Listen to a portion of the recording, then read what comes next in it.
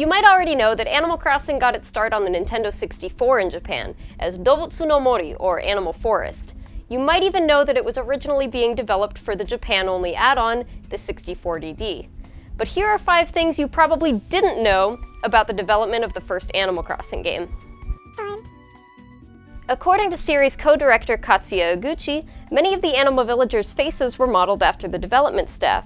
The glasses-wearing purple chicken Puroshi, localized as Hector in the North American regions, is modeled after then-Nintendo president Hiroshi Yamauchi.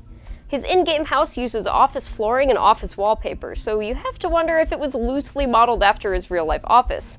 Although I'd be a little surprised if notoriously uptight Yamauchi had 2 plastic flamingos in his office. Animal Crossing was developed to appeal to many people, but producer Takashi Tezuka put an emphasis on trying to attract the female demographic.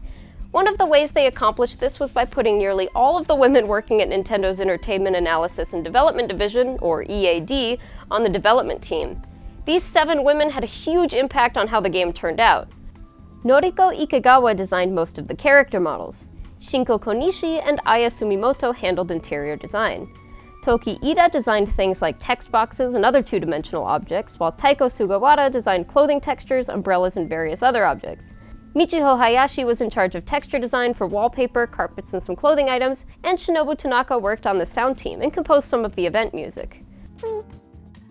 When you start a new town in Animal Crossing, you're greeted on the train by a friendly cat named Rover. He takes pity on you and walks to the back of the train to call up his friend Tom Nook in order to hook you up with a house. Except, when Nintendo first showed off demos of Animal Crossing in Japan, this scene had Rover taking out a cell phone and making a call in front of you. Apparently this raised some eyebrows, as it's considered super rude to make a cell phone call on the train.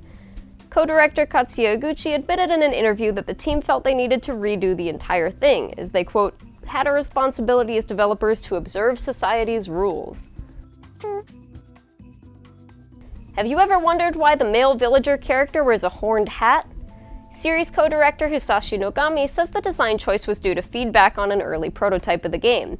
Apparently, many of the people who played early prototypes said the initially hat-free male character looked like a girl, and the top-down perspective kinda made it look like he was wearing a skirt.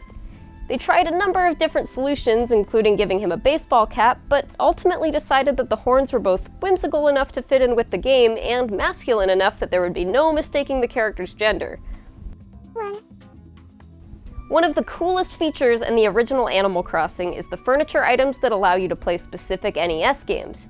In an interview with Nintendo Dream, Takashi Tezuka mentions that the Famicom/NES emulation was originally developed for the Nintendo 64DD, and was being repurposed to be used in Animal Crossing.